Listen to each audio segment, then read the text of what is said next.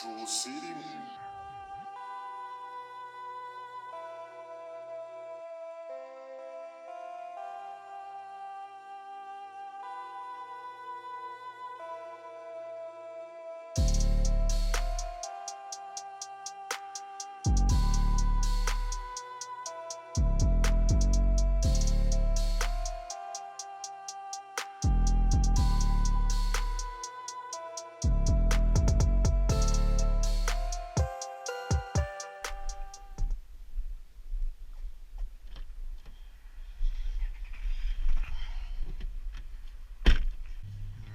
Go.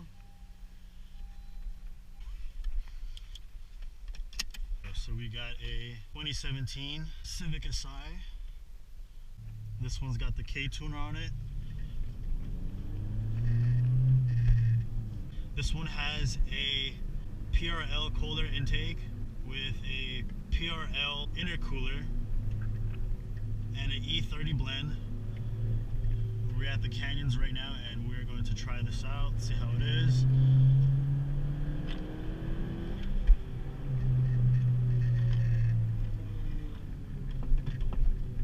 So far this car has much more torque than a 9-gen did. We're looking at roughly 250, 255 wheel horsepower. And already I can tell you the way how this car drives is that it just wants to go. It's very peppy. Once that turbo kicks in, woo! Oh yeah.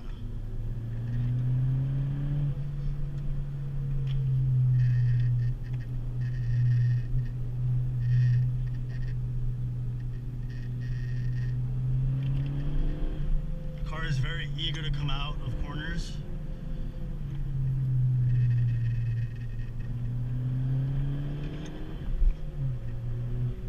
Man, I'm loving the torque on this.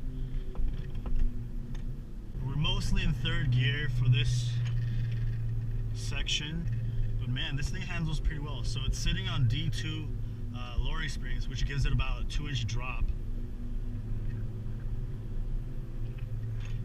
The car is on RPF1, so you already have those ladder wheels. Apart from that, it is wrapped with Federal RSRR tires. I don't feel any body roll. Very confident going into these corners. We're about 4,000 RPM. Woo! Man, I love how this thing handles. So yeah, it's like there's little to no body roll. You definitely feel a lot of the torque kicking in between 3.5 and 4 grand. That's when it starts fully spooling and you can feel all the extra torque coming in. 5,000, 55. Power band feels pretty linear. It does feel very smooth with the way how it comes on. It's very gradual, but by 4,000 you're at peak boost. Man, this thing is quick.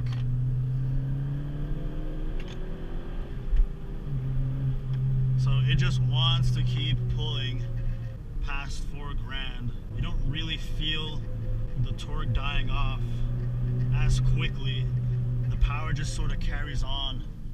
Let's do a second gear and go. Oh yeah, it's really fun.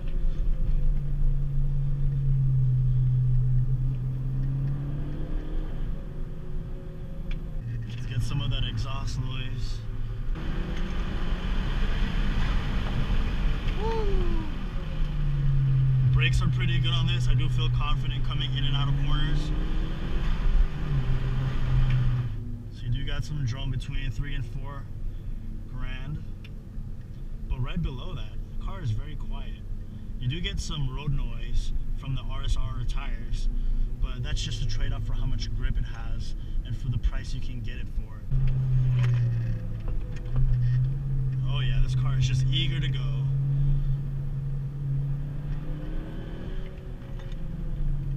So it looks like between 4 and 5 grand is the sweet spot if you want to do some spirited driving.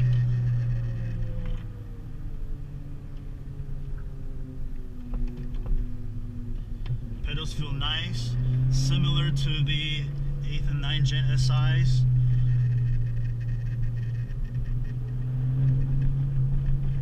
Oh yeah.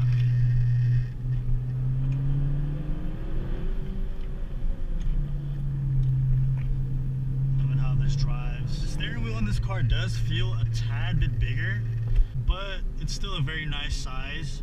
Very comfortable grip. You got your nice 10 to 2, 9 to 3 notches. And let's do a first gear and go.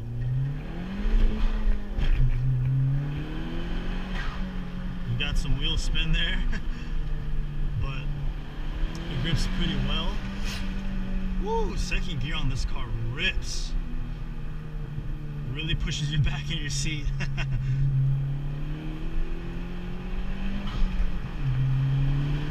We're gonna stick to third.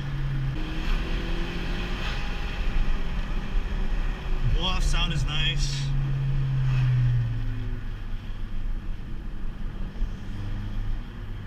Woo.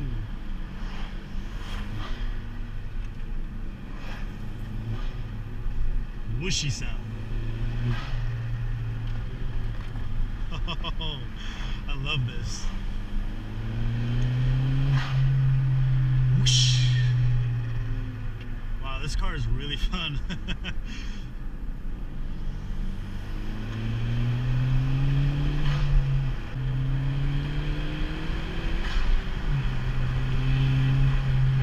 This car only has about 3 mods, and for sure it is already faster than your full bolt-on 8th and 9th Gen SI.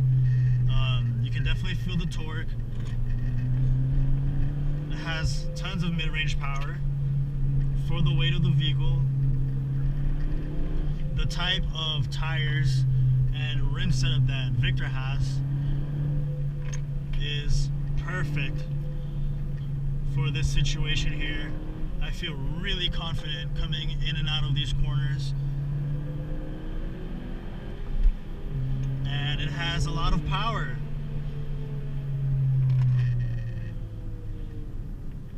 To just push you back in your seat. Seats are really nice on this car. Braking feels good.